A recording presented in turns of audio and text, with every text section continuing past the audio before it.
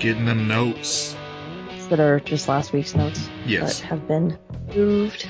Well, no, they're different now. There's a 62 at the top, you see. Oh, we changed it. Yeah. Oh, yeah. You've been watching Fargo. I have been. Yeah. Too much Fargo. Too much Fargo, yeah. I'm glad you made me go back. Yeah. I need to go back to season 3 because I watched like the first episode and I'm like, it's the exact same thing that happened with season 2. Where I'm like, I can't get into this. Yeah, I don't know. Why? How you been? Been okay. Happy belated birthday. Oh, thanks. Yeah. That's a thing that happened. That did. People on here are going to be thinking I just didn't even say happy birthday to you on your actual birthday. No. So it's going to clean that up. I don't think anyone's going to think that. Well, you know. People love drama. Yeah, maybe. Yeah. Yeah, there's a long-standing feud here. Stay tuned. Yep. You know, when the camera stops rolling, we don't even talk to each other. We just walk away and smoke our cigarettes in our own trailers. Yep. And, you know. The tell-all is going to be intense. Yeah. It's just because you support Nixon. I can't get behind somebody that supports Tricky Dick. That's all it is. If you would just drop your support of that obvious sweaty crook. Oh, my God. Ever. No. He's ending the war in Vietnam. That's why I support Dick Nixon. He's done so much for the blacks. Yeah. He loves the blacks. He loves them. He says so on all his tapes. Anyway, so, you know, it's great. It's encouraging that we can make fun of politics from way back when, because that means one day everything that's going on now we'll be able to, you know, kind of look back on in a way and just kind of like joke about it and say, ha, that was terrible. Remember when that went down? Yeah. So, yeah, things are different now. Hopefully, maybe. Yeah. Yeah. Yeah, I think so. I think that's just how it goes. And that's how you deal with, like, pain and everything, I think, over time. Yeah. I mean, there are some people that still won't joke about things, though. That's true. That's true. I mean, you know, it took a long time for, you know, just Jewish people to joke about Hitler. And there's actually a whole documentary about that on Netflix. Really? Yeah, I can't remember what it's called. But it's basically like, can you make jokes about the Holocaust? And it's Jews debating that. Wow. Okay. Yeah, that's something I definitely want to look into because, like, you know, growing up watching Mel Brooks movies, it seemed like it was open season at that point, you know, but he's the kind of guy that jokes about everything. So I didn't know if it was just like a commonly accepted thing. You know, of course you treat it with respect when it's talked about, you know, in the serious nature. You know, back to our old adage from the past couple weeks, 2, 3, 4 weeks, read the room. Yeah. That. Yeah. But yeah, no, I should check that documentary out. If you remember the name of it, let me know. I'm looking it up now because I know that Sarah Silverman was in it, so I'm looking up her IMDb. Ah. If I can find it. Okay. I'll know it when I see it, probably. Sarah Silverman, man. Does her show still come on? That I Love You USA or I Love You America? No, I think I got canceled a couple years. Okay. It was good while it was on. Yes. Okay, it's called The Last Laugh. Oh, okay. It says it's on Amazon Prime. I don't know, so it might not be on Netflix anymore, but it's on Prime Video. Okay. I'll have to give it a look. So it's world famous comedians and their views on boundaries of comedy, but they also talk to like Holocaust survivors and everything like that. And it's overall about, can you joke about the thing, but like they do mainly focus on like, Holocaust. But it's like, when can you joke about a thing? Can you ever joke about certain things? Stuff like that. It's interesting. Yeah, like I am curious because like it seemed like people were making fun of Trump way too early into this, especially when he was just coming out the gate saying and doing these horrible things that he's done. And, you know, there were animated shows about him and, you know, every late night host had their own impression of him and everything like that. And they still do. It's kind of like just something that has to be there. You have to have a Trump impersonation if you're on late night or else you're not allowed to talk about him. I don't know. But it just seemed really odd to me. It was also, go back and watch any show, television show. Like, I've gone back and watched 30 Rock, Okay. and there's 20 Trump references in it. Yeah. Go back and watch shows from the 90s, the 80s. Like he was in our pop culture. That was what was interesting when he was like nominating or announced he was going to run. I was like, I vaguely knew who he was from TV, but I didn't know who he was really overall. But now I go back and I watch things, or since he got elected, I've gone back and watched things. I'm like, oh my God, he was in like all of this shit or referenced all the time. And that was super weird to me because he was like a big part of pop culture and I didn't know who he was. Man. Wasn't it? Yeah, I think like that's a part of it. It was already there. I totally agree with you. I used to watch his show before I realized just how fucking cruel and brutal it was. And even then, it's like a couple seasons in, I realized, okay, these are adult human beings who are trying to impress the ego of a grown man who happens to be associated with money. Maybe he's not necessarily rich, but people associate him with money, and they're dancing around in the streets talking about Tide Pods and Tide to Go and shit like that. It's just so demeaning. Yeah. And so I had to stop watching it for that reason. After that, he showed up on WWE. He was feuding with Vince McMahon. He, in the storyline, bought half the company or something like that. And the only gratifying thing about that was that Stone Cold gave him a stunner, you know. Yeah, I'm sure he used his Monopoly money to buy that and thought it was real. Yeah, you know, fake fighting, fake company, fake money. But I've never been super into reality shows either, so like that was not a thing. You're better for it, honestly. I can't think of any reality show that I've watched that I feel better for watching. I mean, it was a good, pastime or whatever. Right. But like, I do think that even though they still make reality shows, I think there was a specific time in the early to mid 2000s where reality shows were the thing. And I understand there were some before that, and there have been some since, and there will always be some from this point forward. But I think that it had that time where it was like the king. Yeah. And it was like 2000 to like 2008, 2009 kind of thing, like that decade basically.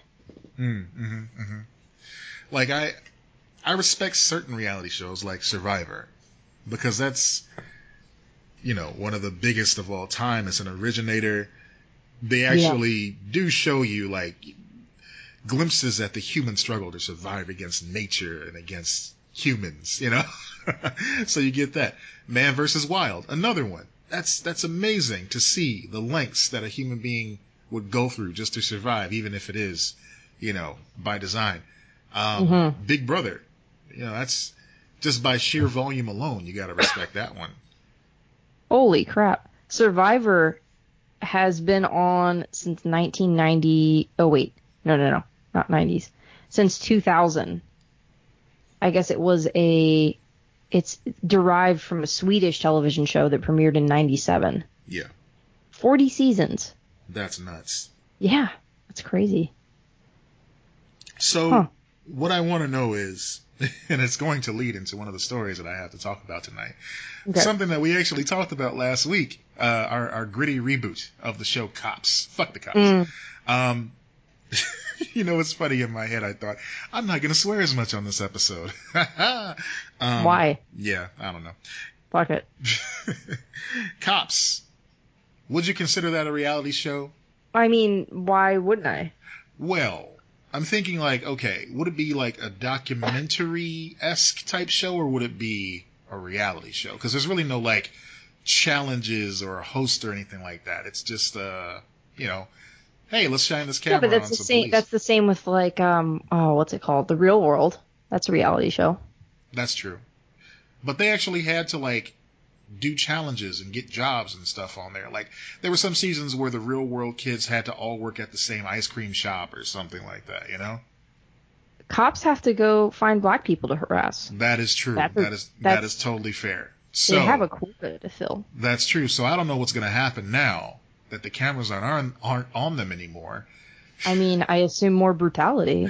Yeah, because the TV show Cops, after all this time, has finally been canceled. Cops was still on the air. Yeah, That show Apparently is it older than was. me. So, That's farewell? nuts. Yeah. You know, they got to fill time. Pawn Stars, they don't film Pawn Stars anymore, so they got to fill time with something, you know? Wow. Yeah. That is Paramount. end of Announced an today. era. End of an era. Yeah, end of an era of a show that probably no one was watching, but was cheap enough for them to keep making. I mean, someone had to be watching it. Someone's probably fucking pissed right now because Cops got canceled. Think about that. Think about that person. I know you. I tell Think you about who's pissed. how. Inner Circle is pissed right now. The band that sang the theme to the show. Oh yeah. You know They're what? pissed. They'll probably still get paid for reruns. I'm sure they're still. Well, will they run reruns? Not for a while. It's kind of like Cosby. They pulled the show for a while, but you notice it's kind of creeping back in. Yeah. Yeah. And you know there are cable channels that certain markets don't get. Like there's some Fox Entertainment channel that's specifically supposed to be for like Republicans and those who watch and enjoy Fox News. You know. Yeah. So they'll run Cops. Yeah, they're running Cops nonstop. Probably Cosby Show late at night too, just to show that they're, you know, okay with some of us guys. Just, you know. Yeah, yeah. Cosby was one of the good ones, so he gets to stick around. That's true. That's true. He stayed in line until he didn't, and then he became an example of why they're all bad. Yeah. No. Hush. You know what I admire about John Oliver? His show. Mm-hmm. First of all, it's absolutely consistent and funny.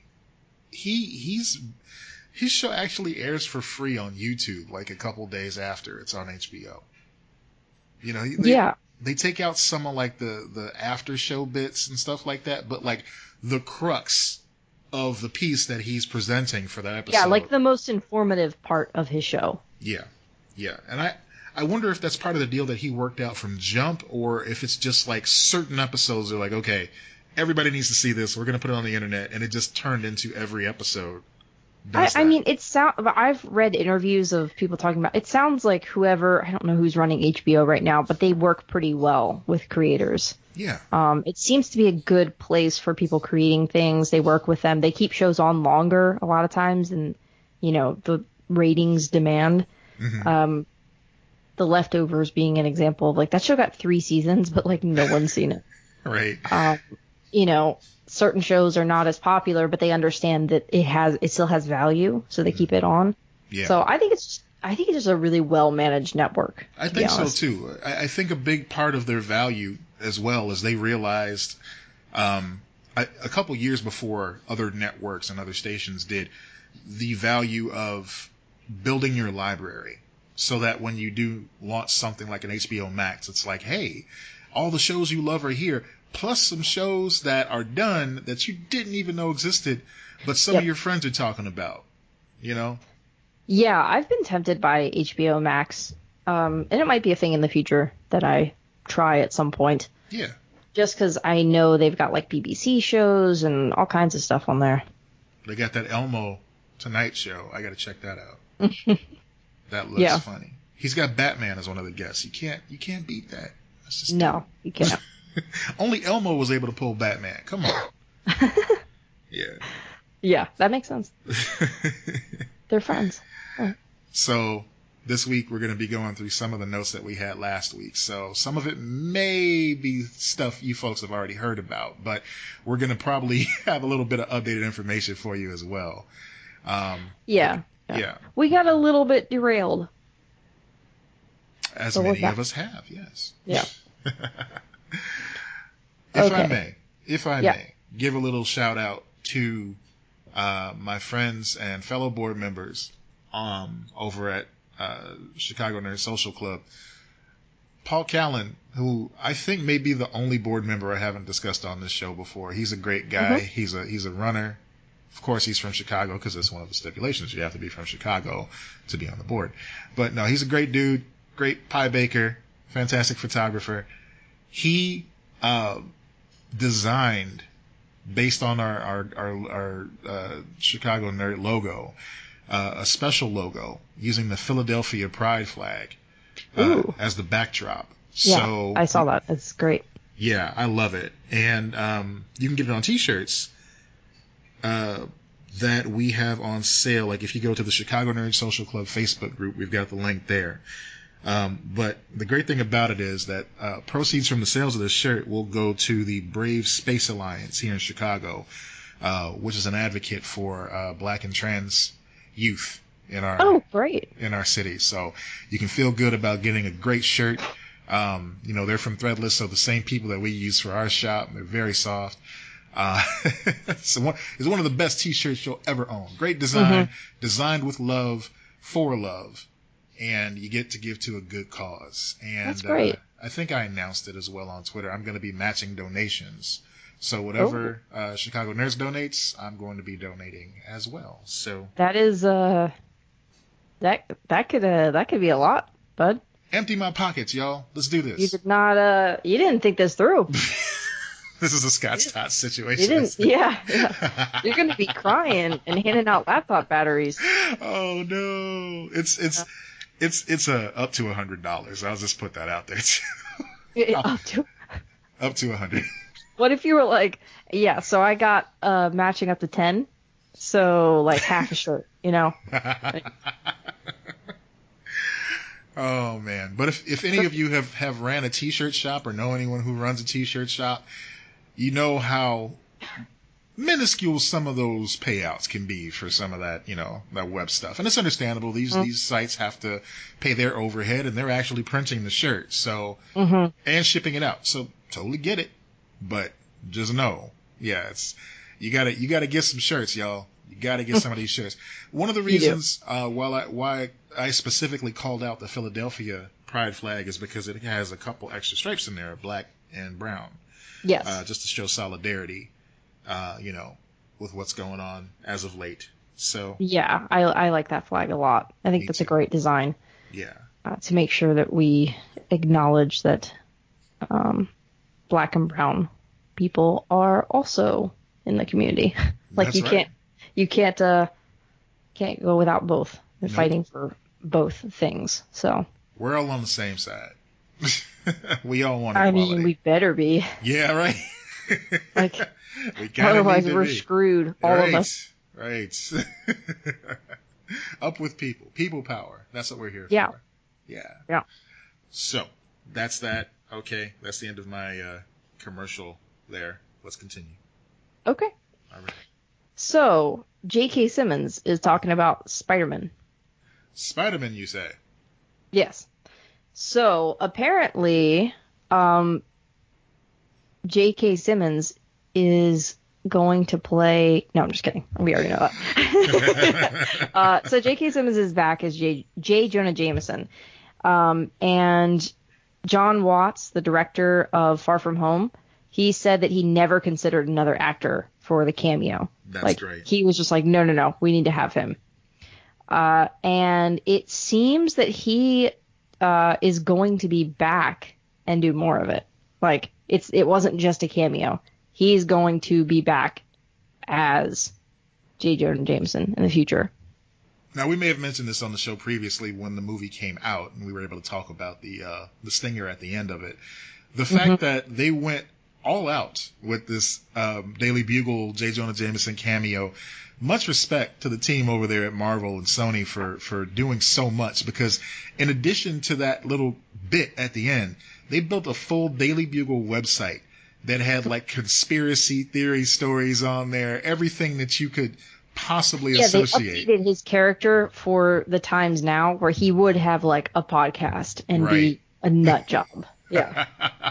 I think in the game he had a podcast as well, but maybe I'm confusing the two. Yeah. In the movie they made him like a full-on like InfoWars Alex Jones sort of thing, or I'll be a little bit more moderate.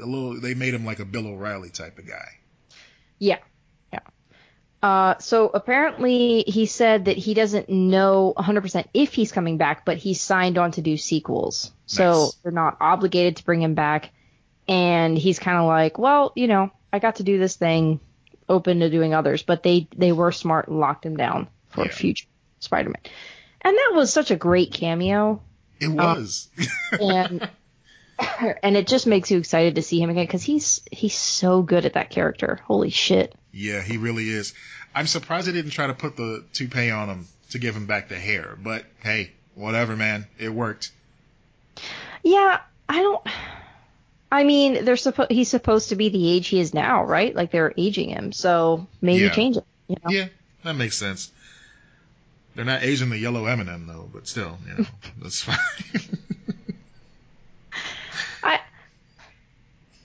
I'm trying to imagine what aging the yellow M&M would be like. What do you think that would look like? Little pieces of the candy shell just chipped off, Oh God. exposed chocolate. Dark. Real quick. His shoes and gloves aren't as white as they used to be. They're like a off-white now, It's kind of dirty. So one of his eyes is missing. This is dark. Yes, it is. This is very dark. He did not sign up for this. No. Okay, so I feel like you're going to be super pissed about this next story. Uh-oh. Because we talked about how fans demanded the Schneider Cut. Okay. And then how they were talking about Suicide Squad. Yep. Well, empowered fans are now demanding. Uh-huh. This makes it sound like it's a hostage situation too, which Right. I really love. They write these headlines now as if they have someone in a bunker, and if they do not get what they want, if the demands are not met, we will end it. We will end it all. So, empowered fandom is now demanding 4-hour cut of Revenge of the Sith. Okay. Well. Okay. So it's difficult. They're saying they don't know if this petition is a prank or if it's real. Either way, I love it. I love it. It's, you know what?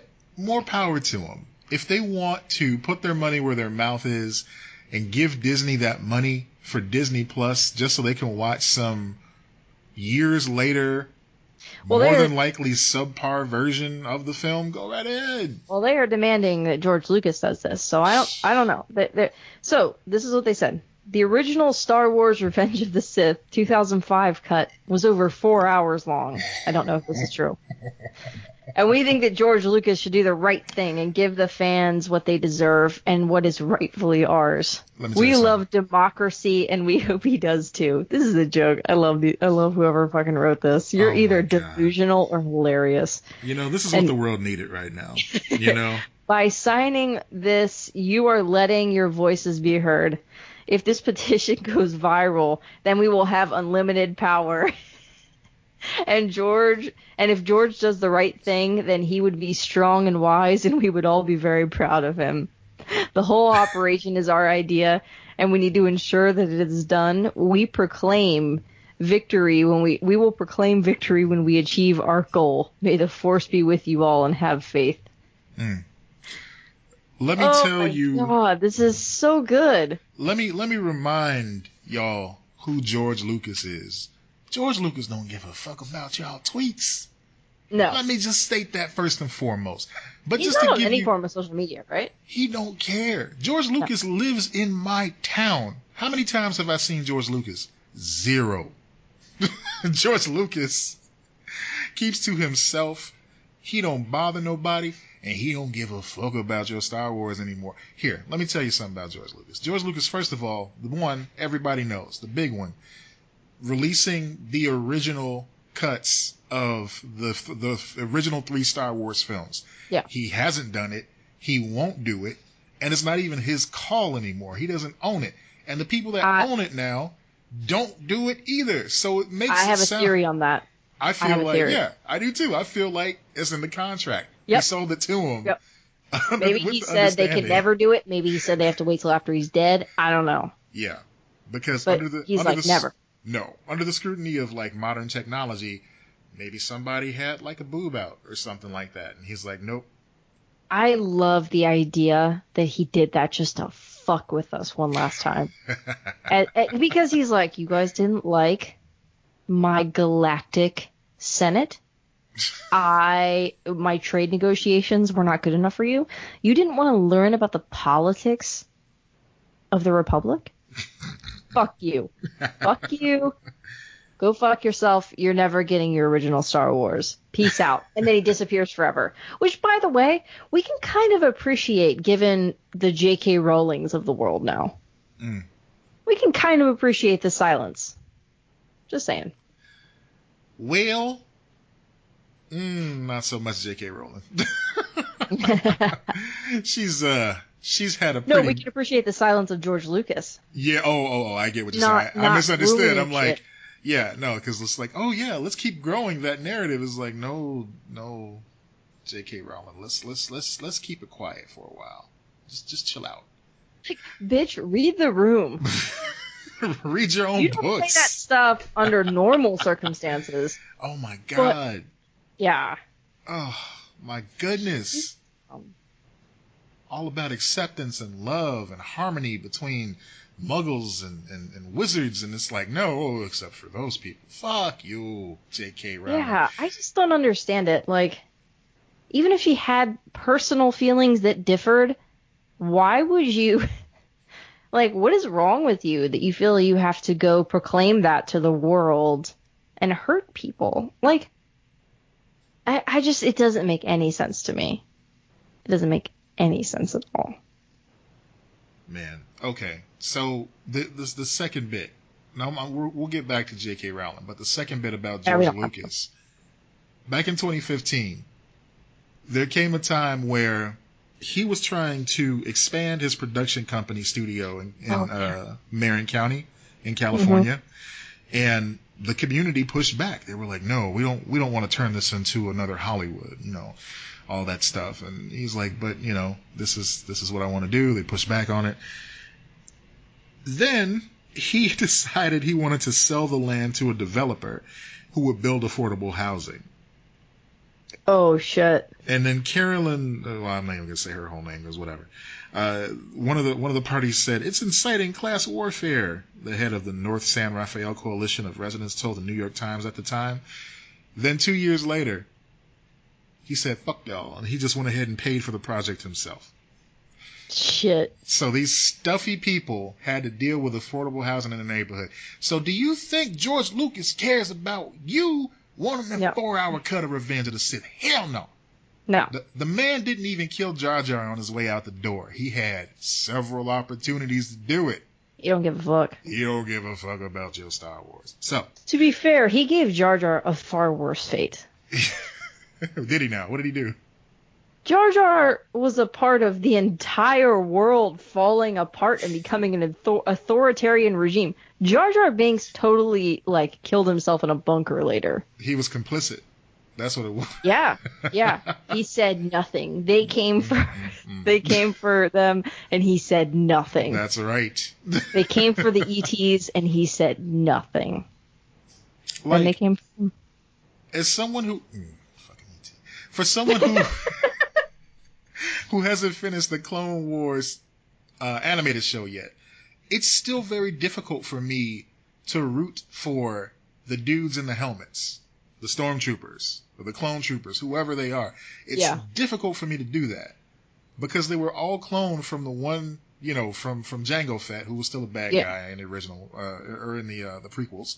Mm-hmm. And then they're part of the main antagonists from the original 3 movies. So it's difficult for me to go, oh yeah, these are the good guys. They're fighting alongside Yoda and stuff like that. Do clones age slower or something? I don't understand how they're supposed. Never mind. We're trying to explain the prequels. They don't make sense. Someone's gonna give us a short synopsis of what we can't figure out here. Because I think I've seen pictures of some of the clone troopers older in the show, so they must age. But I don't know if any of them survived. I don't know what happened after the fact.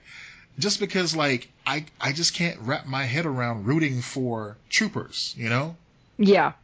It's so weird. But, well, just the name in itself, they're stormtroopers. Right. You shouldn't be rooting for them. No. But, for years people cosplay as these motherfuckers. And they do good things for charity and stuff like that. And they're inclusive, and that's great. But I'm at the end of the cosplaying as a day, brown coat. Wait, that is what? What is in these movies? What the fuck? but yeah, we're never gonna get that. And I'm not even saying, oh, well, maybe something will happen. We're never gonna. Wait. Wait. I need to go back for a second. Okay. I said brown coats. Yeah. I didn't mean that. I meant, what was the thing in World War II? What was Hitler's thing? Oh. The Nazis? Because brown coats, I thought you were talking about Firefly. Because brown That coats was is Firefly. okay. Now I'm trying to remember what. This is. I'm really out of it right now. Oh my goodness. You guys, my brain is fried. I can't even figure out what you were trying to insinuate based on the clues here. It'll hit you when we start talking about something else. Anyway, go ahead. I'm gonna Google. Okay, we're gonna talk about my Google. I typed in Hitler. I don't want that. No, we're gonna type in J.K. Rowling and we're gonna type in Daniel Radcliffe. As most of you know by this point, J.K. Rowling is, I believe the term is a TERF. She's against transgender people. Doesn't acknowledge their Brown existence. shirts. I'm sorry, I found Brown shirts. Brown coats, though. Okay. I said brown coats. I meant brown shirts. Yeah, that's dangerously close. And Honestly, honestly, that's very close. Okay, yes. And they were so this is the primary purposes were providing protection for Nazi rallies and assemblies. Ugh. So like, brown shirts were a thing. I'm not a complete idiot. I'm just half idiot. I got the last half wrong. I got the first half right. So that's all right. Continue. We'll allow it. All right. So, J.K. Rowling has been very insensitive about talking about transgender people, transgender rights. Just flat out. Specifically trans women. Trans women, just straight up just being a troll, which is odd for somebody who created so many of our, most loving, accepting childhood and early adult moments. Yeah, she's just gotten really weird over the years. Progressively strange. Maybe when you get that much money, you just kind of lose it. You're bored. Elon Musk is a dick too. Yeah. It's strange. Like, a lot of people have blind spots, but the real tell is once that blind spot is brought to your attention, what you do with that information. I know a lot of people will drag her on the internet and give her a hard time, but there are some people who are like, no, author of my beloved childhood books, please let me explain to you why this is important, and she still curves them. So yeah, and then she used like lesbians as a shield against it, which I did not appreciate at all. Like, I was just like, are you fucking, excuse me? Like, she's like, women, like, she was like well, she didn't use the term cisgendered, but like, she was talking about cisgendered women and lesbians, women who love women and women who bleed, or like, she was talking about menstruation and everything. Yeah. Like, you are fucking insulting. You do not speak for lesbians, first of all. You do not speak for all women. What are you doing? Like, I don't care.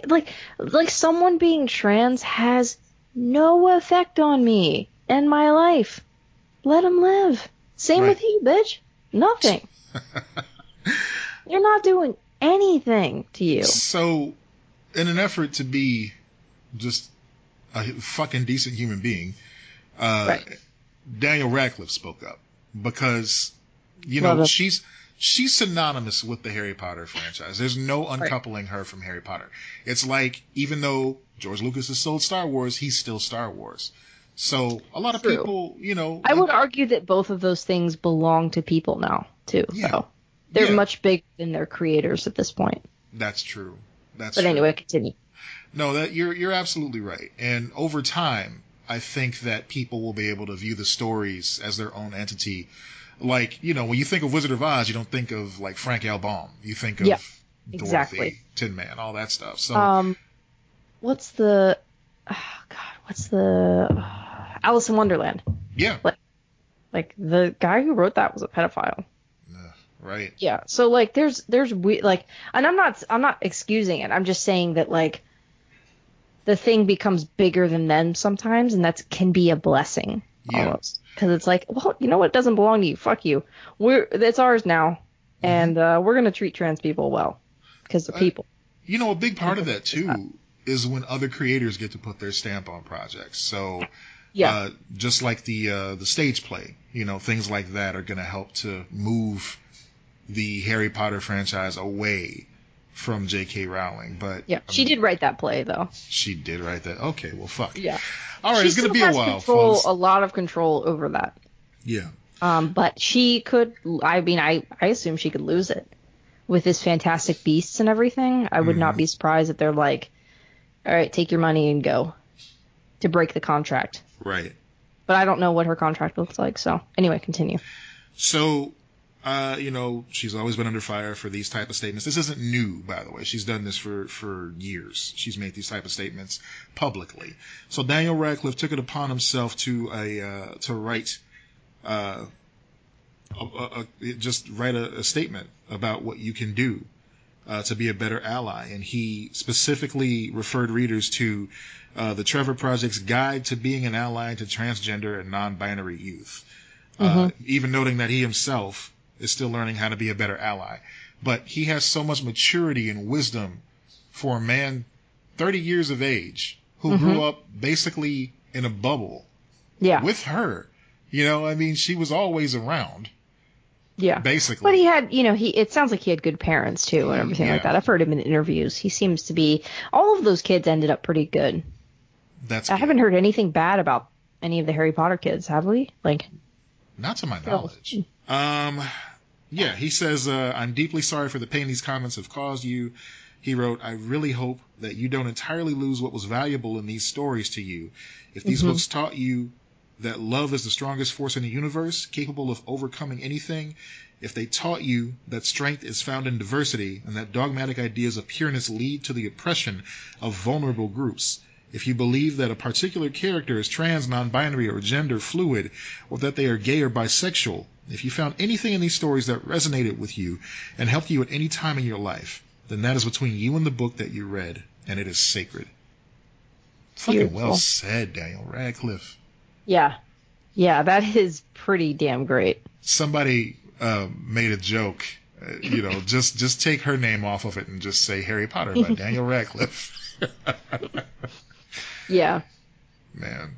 Unfortunately, with her, like, her mentality that she's in, like, it would be, oh, he's a man, so he has no say in this. Whatever. I'm sure. Something along those lines. I'm assuming.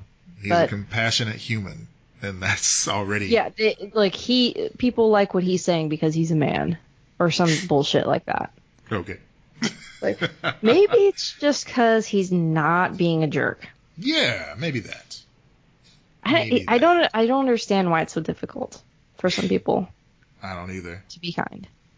And like, or at least shut the fuck up.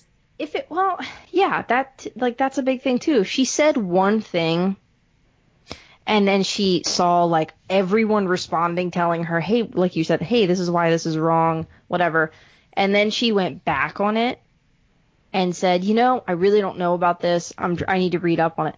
Like, then we'd be having a very different conversation. Right. But that's not what she did. You have a theme park ride, lady. Trans and non-binary people want to come to your theme park. Shut the fuck up. Yeah. Yeah, and people who, like, I want to go to the theme park. Like, I'm not trans, but I don't want to be a jerk to people, like, or hurt people. So, like, even if you're not trans or non-binary, like, anyone who just wants to treat people well is like, what the fuck? Why are you ruining shit for us? Why are you doing shit for them? That sucks. Like, or trying to. And I agree with what Daniel Radcliffe said. Whatever it means to you is what it means to you. Like, and nobody can take that away. They can't. But at the same time, like, I'm certain that hurt them. Like, it had to have, right? Like, that sucks. That sucks that someone can just go on Twitter and ruin, like, a very important thing to you. Or at least damage it. Maybe not ruin it, but damage it. I mean, the only thing I can really say is comparable is like, you think about writers like uh, H.G. Wells and Hmm. Mark Twain, guys like that. And just the fact that if I went back in time and I wanted to talk to any of them, they'd have some very colorful language for me. Yeah. So, you know, I kind I of equate mean, it to it that. sucks because, like, at least with that, you could try to maybe go, well, like, they were in a time where, like, they didn't have any information and, like, they were, like, you could try, but, like, she has literally no excuse. Right. That's the shitty part. Like, Got a where's your excuse? got a plethora of information at your fingertips at any time of day. And You we're have considerate. Like, we go, like, like I said, we'd be having a different conversation if she made one comment mhm, and maybe had read something, didn't interpret it the right way or didn't see the other side of it or whatever, and it would have been hurtful still. But like, I think right now, especially, we're all like, hey, we're learning. right. We're all learning things. So I think that we could have had that situation and it would have been much more productive and healthy and good for everyone. But no, she just kept going. We want to believe that our faves aren't trash, but They're all sometimes trash. they are. Yeah, they're all trash. Yeah. So yeah, that was something that's kind of breaking news, I guess. The fact that Yeah, Daniel hopefully Radcliffe, everyone's okay. yeah, Um, I would, I want to say like, definitely don't let someone get you down, but shit's really hard overall. So the fact that, someone who's very influential decided to pick right now to say something like that is very unfortunate to say the least. yes, That's a kind word for it. Another word very for it true. is shitty. But, we'll find a new thing. We will find that was kind of my takeaway from it too on a personal level. Hmm. I was just like, okay, so this generation had Harry Potter as like the hotness. This was the story that Hmm. we all were able to just come together for. This was our Star Wars. This is our Lord of the Rings. This was our, you know, um, Do you think that it's okay for people to still like read Harry Potter to their kids and stuff like that? it's With gonna, the caveat that they would teach their children as they grow older, like that this art was created by a very flawed artist and this is wrong. yeah. I think it's time to give it some time to breathe. You know, Yeah, I was just curious about that, but yeah. I agree. It Everybody, definitely needs time. right? Everybody was so gung ho when it was brand new, and of course, when the movies came out, that just reawakened that. I can't even say reawakened because it was almost simultaneous. Yeah, That they the started production on those movies like as she was still finishing the books. So, Yeah, the Potter mania was in full swing. And I know on the show before we've talked about the amazing audiobook version, mm, you know, the award-winning audiobooks where the gentleman does every single voice hmm of every single character and they all sound unique. Like there's a lot of great stuff to be taken from it. DePaul University, I sat on a panel to talk about diversity in Harry Potter at DePaul. I mean, yeah. people love this and they get a lot of just genuine joy out of it. So yeah, And there are a lot of people now saying those books were always trash. Those books were always terrible. And I'm like, I don't like that. that's not accurate. So No. many people have tattoos and stuff like that of this. Like they have, posters on their walls. They like this meant something to people. Yeah. I mean, you can talk to someone and go, "What's your house? Like what house do you belong to?" And it says so much about their personality. Yeah. So like it was not always trash. You might not have liked it, but like it was not trash. Yeah. So what my thought of this is, don't push it on your kids. If they want to read it, let them read it. Give them context. Um, it's a lot like Orson Scott Card because I really enjoyed the Ender's Game series of Right. books. Like that's one of the series that made me really start getting into sci-fi, like in Right. long form novel. Just it really got me into it, and just to learn years later that he was just, a homophobe and just hated on a lot of different things and a lot of different people. It broke my heart, because I'm like, this is a writer who I really respect. I respect his art. I respect the storytelling and the characters. Why does he have to be a piece of trash? And I haven't been able to go back and read I'm just so them. used to creators end up becoming trash that I'm like, well, we can't throw everything out, can we? I think at this point, that's why I'm like, well, whatever. Like, Right. if I buy it again, is it okay? You get desensitized to it. Everyone's trash. Yeah, you get desensitized to it. I mean, even Disney, Song of the South, the fucking movie, they still play Zippity Doodah in the park. They still have the those goddamn crows in Dumbo.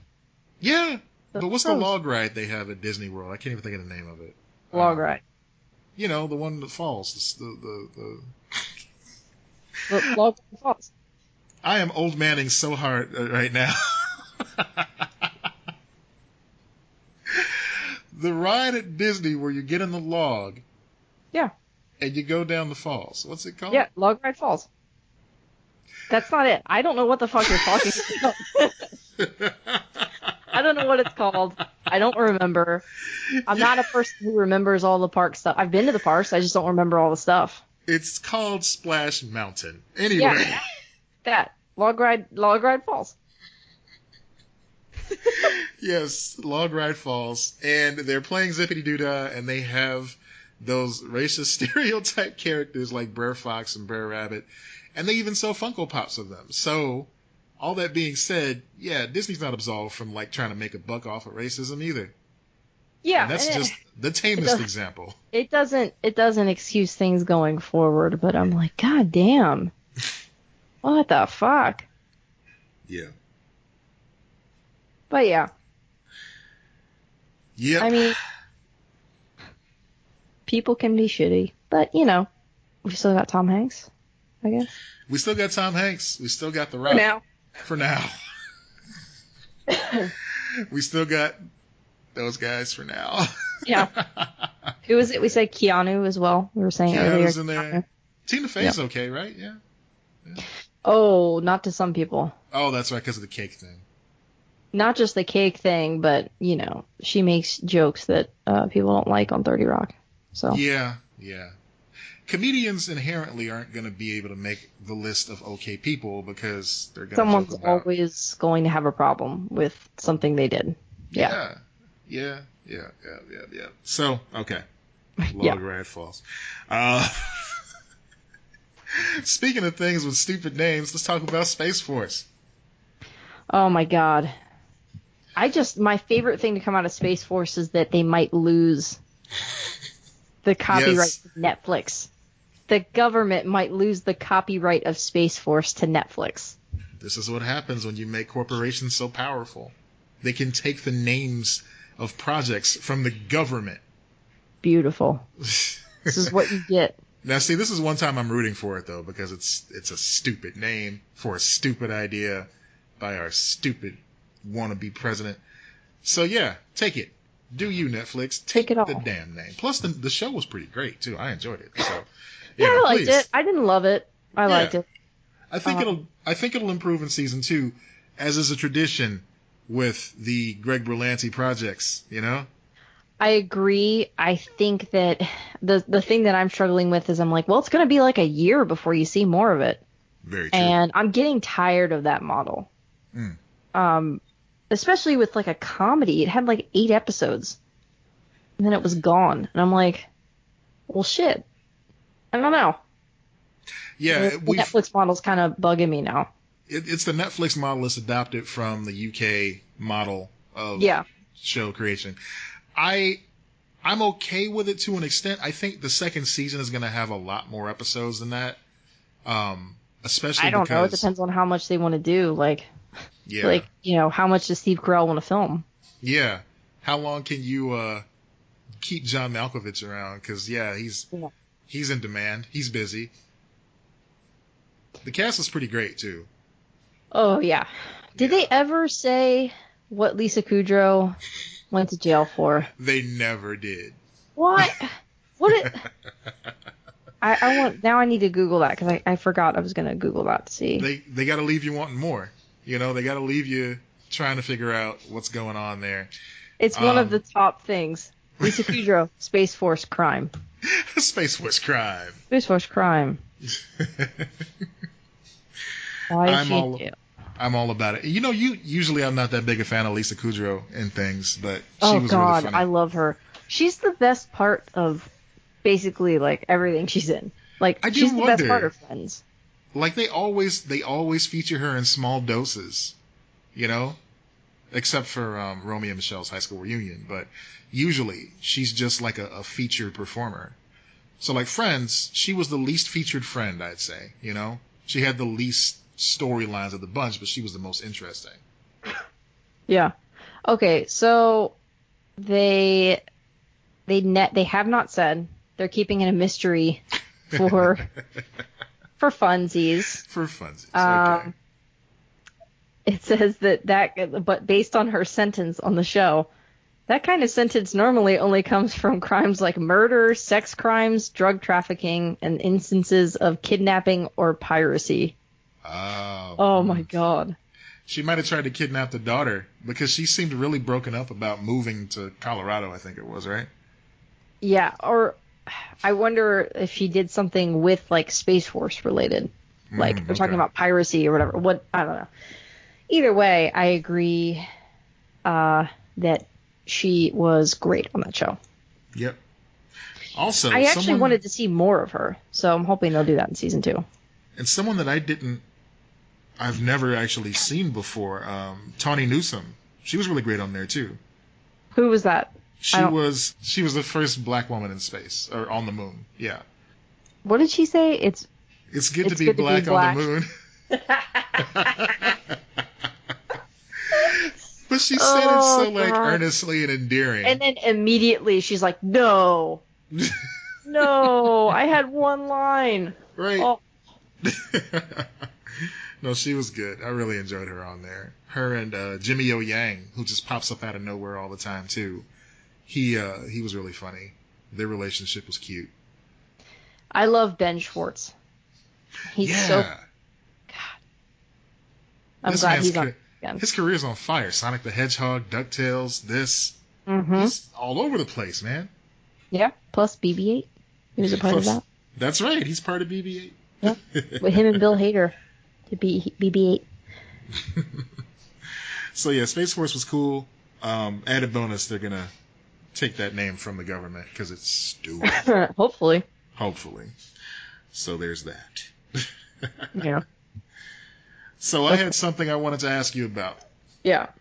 Of course you've seen Willy Wonka, the first one was Willy Wonka and the Chocolate Factory. Yeah. The 1971 film starring Gene Wilder and some other people who don't come to mind right now. Oh, who I couldn't pick out of a police lineup. I couldn't either. Yeah. So, how many times have you seen this film? What do you think? If you had to guess. Does do you mean like completely see the film, or do you mean like it was randomly on, or we're gonna the teachers just threw on the VHS at school? I'll narrow it down. Like pre-factory part. How often do you think you've seen that? Oh Jesus! It's dry. It's fucking dry. It's so dry. Yeah. Oh. like 10? I don't know. Okay, so quite a bit over the years. So I was watching it for some reason randomly over the weekend. I'm like, I just feel like I want to see Willy Wonka and the Chocolate Factory because I love Gene Wilder. Mm-hmm. The cinematography in there, once they get to the factory, it's almost like the switch between the real world and Oz in Wizard of Oz. It's just so colorful. Everything pops off the screen. I love it. I want more of Willy Wonka in that movie, but that's not what I'm here to discuss today. What I want to ask you about is, do you remember the sharp object salesperson that Charlie encounters before he gets the golden ticket? No. Okay. This bothers me because I've seen this movie so many times in my life, and I never noticed this until this time. Charlie is outside of the factory. I'm setting the scene for you here. Charlie's outside the factory, opining the fact that he may never see inside those delicious snozzberry flavored walls. Correct. And as he's standing there holding onto the gate, a man sneaks up on him and warns him that it's time to go. And he starts like quoting some type of odd poem. And it's just like really sinister. But as the camera is getting shots going back from Charlie to this man, you notice things about him. The man is pushing a cart, and it looks like at first he's just selling like scissors. Okay. But then you begin to notice other objects on this cart. A knife, a cleaver, What? a Revolutionary War sword, like a cutlass or something like that.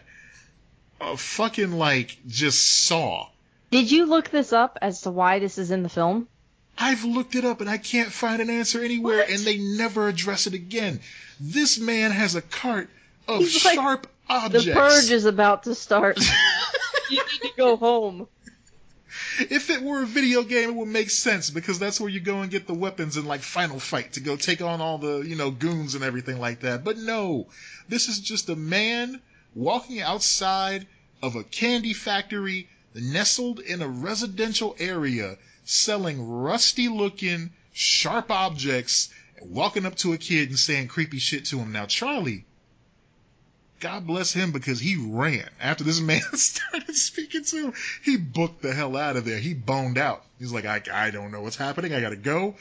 But then it never came up again. Because there's a part in the film, spoilers if you've never seen Willy Wonka and the Chocolate Factory. Oh, Jesus, are we doing spoilers on 1971's Willy Wonka and the Chocolate Factory? Look at Christ, everyone's dead in that movie. Oh, shit. Like, everyone's dead.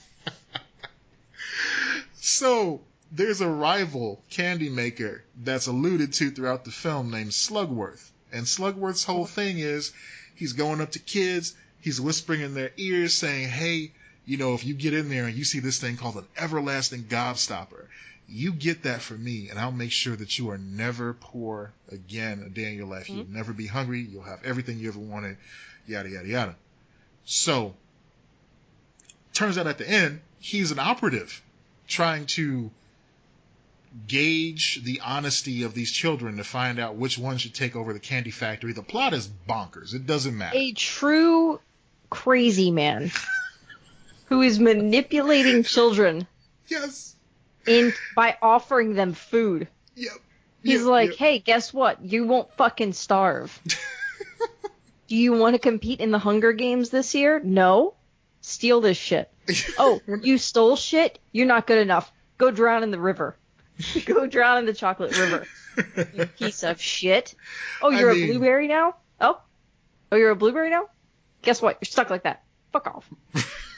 Take her to the squeezing room. We're going to squeeze her until she juices out the blueberry juice. Oh, God, that's gross. Everything about that movie is disturbing and gross. Yeah, it really is. But here we are. So, especially the fucking sharp object salesman. Nobody knows anything about him. I can't find any. I quickly Googled and I didn't see anything. I throw myself at the mercy of the adventurers. If Dude, any go of on you Reddit. Take a picture and go on Movies Reddit or something like that and see if anyone, because that's where you'll find the answer. Man, I want to offer a reward because I need to know what was the thought process of putting this man. Is he in the book? I've never read the book. I don't remember a character like that in the Johnny Depp version. So what That's is my niece. She read the book. Everything in the Johnny Depp version is a sharp object salesman, though, so that's not even a fair metric. I mean, people talk about the Johnny Depp version and how creepy it is, but I'm like, you guys are not paying attention to the original. Because the original was always very creepy. The creepiest thing about the, I guess we should call it the Tim Burton version, was that they showed the kids after they had been cured of their maladies. Mm-hmm. And so they showed Beauregard, whatever the Blueberry Girl's name was. Violet Beauregard, right? Mm-hmm. Yeah. She was released from the factory, and whatever they did to juice her, she was still blue. Yeah. And she was moving as if she had no bones anymore. It was Yeah. creepy as fuck. She's that way forever now. Yeah, that's just it. how she is. That's her life And now. he's not even going to pay for her to get better. Take care of her. You're done. You know why? Because you betrayed me, you small child. You know what's even You more betrayed fucked a up? grown man who owns a candy factory. And They is all a signed a contract stone-cold before. creep. Yes, they all signed a contract before going in. So number They one, signed a contract in a room where they could like lick the walls and shit. You're telling me there's not acid in this factory? I don't buy it. I'm not buying it. It was a chocolate contract, which sounds like a '90s R&B album. So they signed this contract, and they couldn't read it. And the adults who were trying to stop the children from signing this contract that they didn't understand, they were vilified in this film. They were made to seem like just like weak sauce. It's like, oh, don't you sign that. It's like, no, that's sound advice. Don't let your kids sign contracts on walls that end in really tiny writing with words they don't understand. That's bad parenting. But no, they had to tour the fucking candy factory. There is no such thing as good parenting in Willy Wonka. No. They are all terrible. You know what else there's no such thing as? I challenge anyone listening to this right now. Watch the 1971 Willy Wonka. Find me one black person in that movie. I looked. And you know what? There is only one black person in this movie. And you know where he was? He was on a magazine cover. So he was there on accident. They got one in. They got one. He snuck in. I couldn't even tell you who he was. It was just some black dude on a magazine cover. But like every extra, every single person on the street, nary a Negro. None of them black.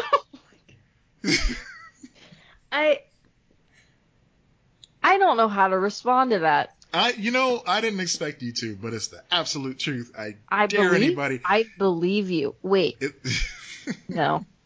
I was going to say the Oompa Loompas are orange, but that's not the same. No, man. No, that's not. That's another shade. That's another shade. I mean, that's like, you could be orange if you're like from the Also, Red Hood. the Oompa Loompas are enslaved. We've got a lot of problems here. We'll see. Okay, there's different theories about that. Like in the Tim Burton one, there is made it weird a point. sex stuff going on with the Oompa Loompas. Possibly that. That man is alone in a chocolate factory with a bunch of Oompa Loompas. Things get weird in the chocolate factory, you know? Hey, lonely nights sometimes. You gotta... They're floating up there. Hey. What's happened? Come on down to the chocolate factory. Anyway, no, the statement that he made in the film was that they were rescued from servitude and decided to come work for him willingly. But of course, this is Willy Wonka saying this, the man that just gave his chocolate factory to a boy that has all this liability attached to it now because several other children were either killed or, handicapped beyond recognition. Also, like, I always thought, God, there are so many weird things about that movie. I always thought it was weird that, like, he looked like his son. Charlie looks like Willy Wonka's son. He does. The actor looks like his son. So I was like, is this just like a twisted father-son movie? Because they never show his father. No, they didn't. See, they fixed that in the remake too. They actually did have Charlie's dad around. Yeah. But I think the thing that bugged me the most about this movie, from the first time I saw it to now, and it still bothers me, the fact that you have 4 grandparents in one bed in this little small shack. Yeah. And they're all acting destitute. None of them can get jobs. None of them are able to move around.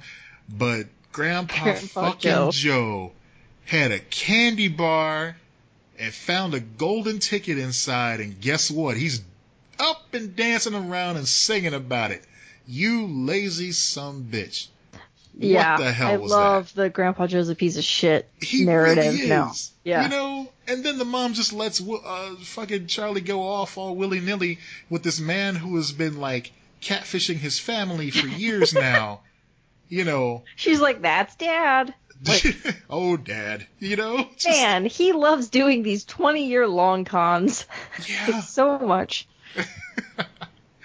I never understood that. Like, your bones, your musculature, would not be in any type of shape. Like, he just acted like his leg fell asleep when he got up and started dancing around. And I'm sure for the purpose of the story, they had to move things along. But you don't go from bedridden to touring factories and running around with Wonka. No. He also didn't even have to be bedridden. Like, he could have been working too, and they couldn't make ends meet. That's what I'm saying. Like, his mom's just over there, like, bringing her work home, washing clothes. You know, it just... Like, for the purpose of the story, the grandpa could have gone with him and still been, like, a working stiff and not been a complete piece of shit. But here we are. Grandpa fucking Joe. What kind of example is that? Grandpa Joe's a piece of shit. But... Okay. I have a wall of weird story, but that conversation this has been so good. And guys, the wall of weird story is really dark. Oh. It's like breaking news kind of dark. And I want to get into it, but I kind of don't want to until next week now, because this episode has been fun, and we have all been dealing with lots of tough stuff. So I'm like, kind of debated even bringing it to the notes, but I think I'm going to get into that next week. That is completely fair, and that sounds like a good teaser for next week. We can talk about. Plus, that. it literally, the news broke today, so There will be developments, hopefully. Okay. We will catch you guys up on that next week. For now, I guess that's a show. Yeah, I'll give you a little hint, guys. Doomsday Chad. Doomsday Chad? Yeah. Oh my God, not Chad. Yeah, don't trust the Chad. Don't trust the Chads. We'll get moving. Well, yeah, that'll probably be the name of the next episode. Don't trust the Chads. Yeah. Probably. So, of course, we're still on our donation drive. If you make a donation to any charity that's supporting what's going on in the streets right now, and we have links in our Instagram page there. If you go to our bio, it's blacklivesmatters.card with 2 R's.co. Check that out. It takes you to a bunch of links, like you can what you can do, and just kind of look through it. But if you make any sort of donation whatsoever, we will send you a little thank you in the mail to show you our appreciation. And just thank you in general for those who have been marching, for those who have been petitioning and calling around and donating, or even just sharing things on social media that you think the world needs to see. Signing petitions, sending emails, making phone calls, all of it. Yeah, all of it helps. You know, it's only been 2 weeks since the world started really hammering down on this, and so many amazing things have happened out there. Yeah. So just don't give up hope. Yeah. It's unfortunate that protests don't work, but, we make do. We make do. Keep on marching, y'all. All right. That being said, I'm Matt Peters. I'm Lex Lutz. It's your turn to do the thing. Oh, is it my turn to do the thing? All right, guys. It is. Well, you know what? You guys need to be excellent to each other. Yeah. Oh, shit. Check out the Bill and Ted trailer. Oh, man. This is a mess. Yeah. That's what right. an ending. Hey. What an ending. Look at us. Look at us. Who would have thought? Not me. All right. Peace out, guys. Bye.